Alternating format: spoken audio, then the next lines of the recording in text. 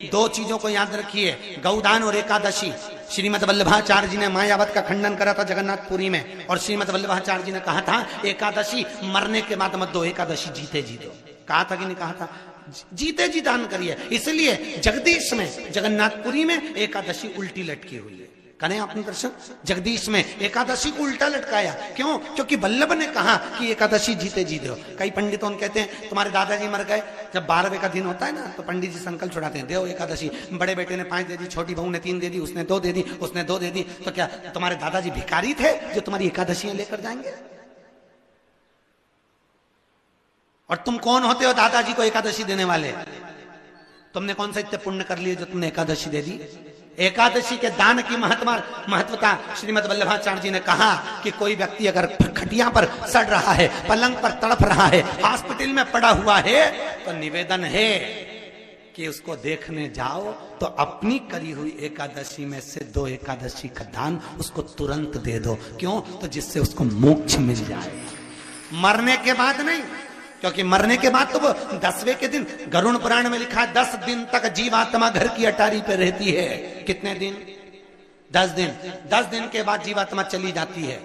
कहां जाती है? उसको जहां जाना है। 3 दिन में उसको भोग भोगना पड़ता है जीवात्मा को। 3 दिन नरक का भोग भोगती है, उसके बाद स्वर्ग का भोग भोगती है। 18 दिन में ये प्रोसेस पूरी हो जाती है। कितने दिन? 18 दिन। 18 दिन के बाद में उस जीवात्मा को धान के खेत में पटका जाता है। किसके खेत में? धान के, चावल के खेत में। इसलिए कहते हैं एकादशी के दिन चावल मत खाओ। कहते कि नहीं कहते? और क्या कहते हैं? द्वादशी के दिन चावल खाना जरूरी है। एकादशी का पालना करना है तो द्वादशी को चावल का 1 ग्रास खाओ, तब द्वादशी को चावल खाओगे तो एकादशी लगेगी। चावल नहीं खाओगे तो एकादशी नहीं लगेगी। द्वादशी को चावल खाना जरूरी है। क्यों कहते हैं? क्योंकि धान के खेत में जीव को छोड़ा जाता है, उस धान के खेत में, चावल के खेत में जीवात्मा रहती है। उसको चिड़िया खाती है तो चिड़िया के रूप में जन्म लेता है, मनुष्य खाता है तो मनुष्य के रूप में जन्म लेता है। इसलिए एकादशी के दिन चावल नहीं खाया जाता, क्योंकि एकादशी के दिन हम चावल खाएंगे तो जीव हत्या का दोष लग जाएगा। फिर कब खाना है? द्वादशी के दिन। द्वादशी के दिन क्यों खाया जाता है? क्योंकि हम एकादशी के व्रत करे रहते हैं, और पहला घासा जब चावल का खाते हैं तो अपनी करी हुई एकादशी का पुण्य, जितने जीव हमारे मुंह में जाते हैं उनको उसका पुण्य मिल जाता है, और उनका फिर जन्म नहीं होता, वो तर जाते हैं, उनको एकादशी का भाग मिल जाता है। इसलिए कहते हैं एकादशी को चावल मत खाओ, पर द्वादशी को। दोपहर के बाद में तोड़ी गई बेलपत्र,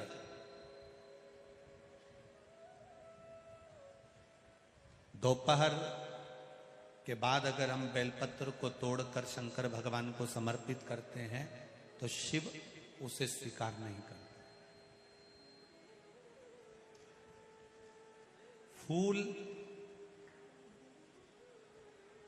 सूर्य की किरण निकलती है, प्रकाश थोड़ा सा हो जाता है, थोड़ा सा उजाला हो जाए, और रात्रि सूर्य अस्त के पहले पुष्प को हम तोड़ सकते हैं, फूल हम तोड़ सकते हैं। बेलपत्र सुबह से लेकर दोपहर तक हम तोड़ सकते हैं, पर दोपहर के बाद में बेलपत्र को नहीं तोड़ा जाता।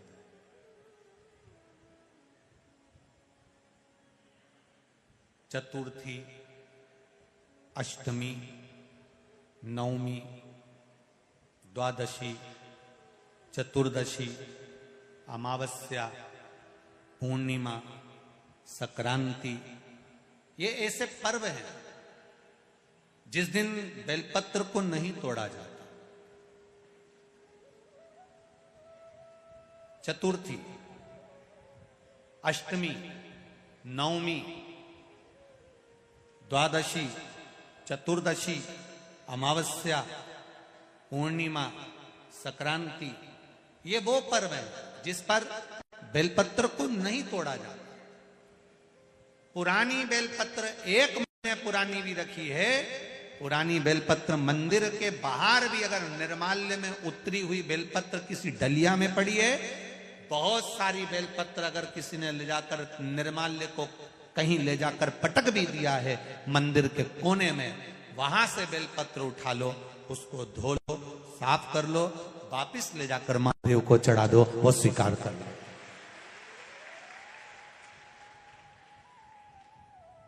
पशुपति व्रत कर रहे हो, चतुर्थी पड़ गई, अष्टमी पड़ गई, द्वादशी पड़ गई।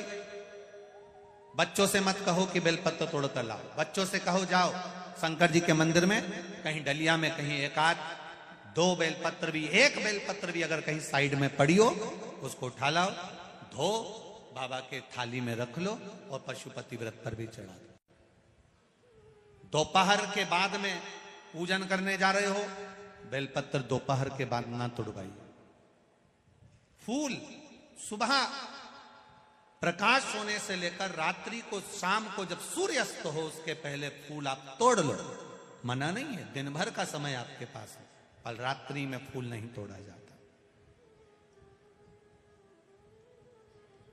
शंकर भगवान पर समर्पित कोई प्रसाद शिव जी को चढ़ाया गया, कोई प्रसाद रात भर नहीं रखना चाहिए।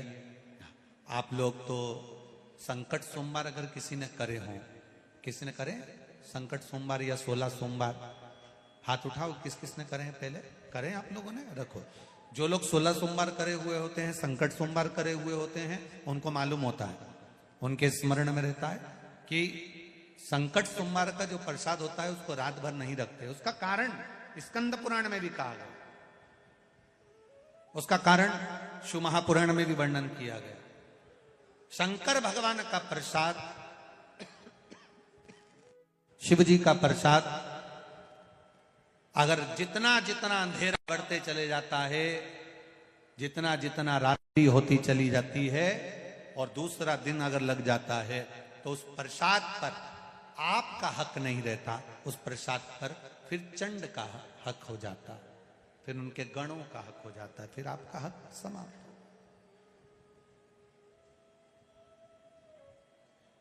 तीसरी बात का स्मरण करिएगा, एक तो बेलपत्र दोपहर के बाद ना तोड़िए, दूसरा पुष्प रात में ना तोड़िए, तीसरा चतुर्थी, अष्टमी, नवमी, द्वादशी, अमावस्या, पूर्णिमा, चतुर्दशी, संक्रांति, इस पर बेलपत्र ना तोड़िए। मंदिर की चढ़ी हुई, कहीं रखी हुई, कहीं अगर निर्माल्य में भी कहीं ले जाकर पड़ी है, वो भी समर्पित कर सकते हो। बेलपत्र तो यहां तक वर्णन करती है कि अष्टमी नवमी दोनों पड़ रही है और आपको बेलपत्र की जरूरत पड़ रही, तो एक बेलपत्र को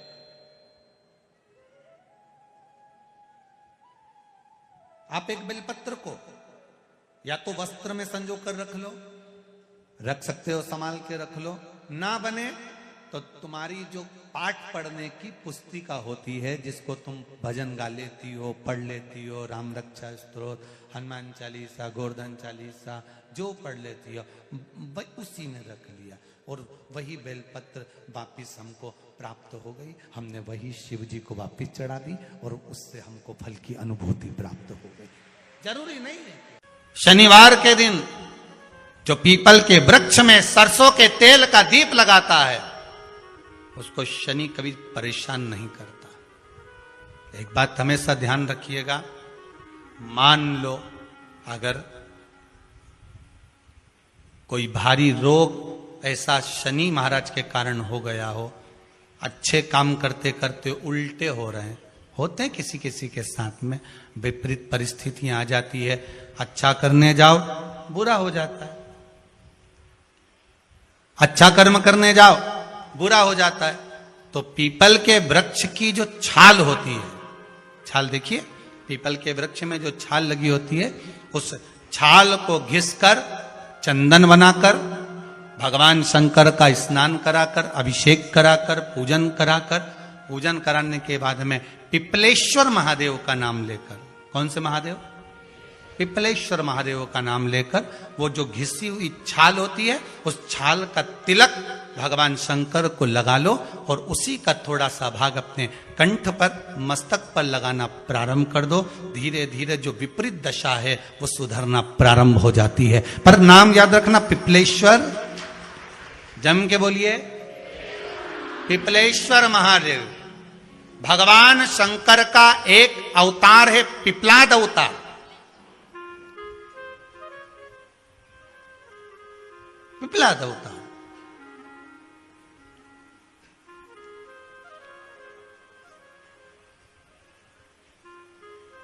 जब दधीचि ऋषि की अस्थियां चली गई, उनकी धर्मपत्नी सुवाच ने देखा मेरे पति को मार दिया गया, मेरे पति की अस्थियां ले गए राक्षसों का संहार करने के लिए, उनकी अस्थियां लेकर चले गए, मेरा पति चले गया।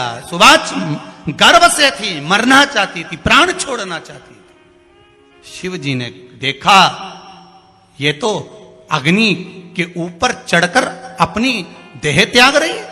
शंकर भगवान ने आकर कहा रुक जा सुवाच, रुको, तुम्हारे गर्भ में बच्चा है, तुम्हारे गर्भ में बच्चा है, वो बच्चा मर जाएगा।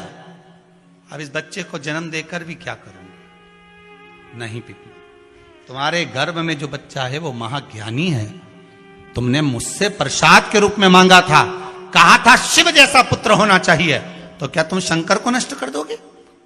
मैं शंकर को जन्म दूंगी। सुवाच ने 2 पत्थर उठाए, अपने गर्भ पर मारना प्रारंभ करा, गर्भ पर मारा, बच्चे ने जन्म लिया। बच्चा 7 महीने का था। उस बच्चे को उठाकर पीपल के कोटर में रख दिया। पीपल की कोटर। एक गिलहरी पीपल के फल को लेकर आती थी, पिपलाद के मुंह में देती थी। शिव का एक अवतार, इसलिए शंकर का नाम ही पिपलेश्वर महादेव। शिव का एक अवतार पिपलाद के रूप में हुआ है। तुम क्यों चिंता करती हो? तुम चिंता मत करो, तुम्हारा पुत्र जन्म दो तुम। और दिया धन सुवाच ने, उसके बाद प्राणों को त्यागा। और उस पीपल के कोटर में अगर भरण पोषण करने वाला कोई था तो वह देवाधिदेव महादेव था। फिर निवेदन करेंगे, माता के गर्भ में बच्चा रहता है, उसका भरण पोषण करने वाला मेरा देवाधिदेव महादेव है। अगर जन्म उसने दिया है तो मृत्यु भी वो देगा। अगर तुमको कुछ ज्ञान दिया है तो अच्छी जगह पर भी वही पहुंचाएगा। आप जो अभिलाषा लेकर आते हैं, बच्चे कहते हैं हमारी नौकरी नहीं है, सर्विस नहीं है, हम इस कॉलेज में पढ़ना चाहते हैं, हम इस जगह जाना चाहते हैं, हम इस पद पर जाना चाहते हैं, बस इतना याद रखना, तुम्हारा भाग्य बुरा नहीं होता। कभी भी याद रखना, संसार में जिसको भगवान ने जन्म दिया उसकी किस्मत कभी बेकार नहीं हो सकती। अगर भगवान तुम्हारी किस्मत बेकार होती तो जानवर बनाकर पैदा करता, इंसान बनाकर नहीं। किस्मत अच्छी थी इसलिए इंसान बनकर पैदा हुआ, जानवर बनाकर पैदा नहीं करा। अगर तुम्हारी किस्मत अच्छी थी इसलिए मनुष्य बनकर पैदा हुए हो, इंसान बनकर पैदा हुए हो, मानव बनकर पैदा हुए हो। भगवान को दोष मत देना कि भगवान ने किस्मत बेकार दी है। भगवान ने किस्मत अच्छी बनाई है इसलिए तुझे मृत्यु लोक में जन्म दिया। भगवान ने भाग्य अच्छा बनाया इसलिए तुझे शिव महापुराण की कथा सुनने का मौका दिया, नहीं तो भाग्य में नहीं होती तो कहां से मिल जाती। किस्मत अच्छी है तो भगवान फिर नौकरी भी लगाएगा, धंधा भी करवाएगा, सर्विस भी कराएगा, विवाह भी करेगा, शादी भी करेगा, मकान भी बनाएगा, जायदाद भी देगा, संतान भी देगा। उसने दिया है पेट तो भरेगा वही। हम काय को अपने माथे पर ले, मैंने इतनी पढ़ाई कर ली, मैं इंजीनियर हो गया, मैं ये बन गया, मैंने तो ये कर लिया, उसके बाद भी मैं घर में बैठा हूं, मेरा छोरा घर में बैठा, इतना पढ़ने के बाद बैठा। जन्म उसने दिया है, भाग्य उसका है, किस्मत उसकी है, तो कहो उसको कि शंकर का भजन कर, मंथन करे, मक्खन निकलेगा और घी भी जरूर बनेगा। हारना मती, जब तेरे 3.5 करोड़ बार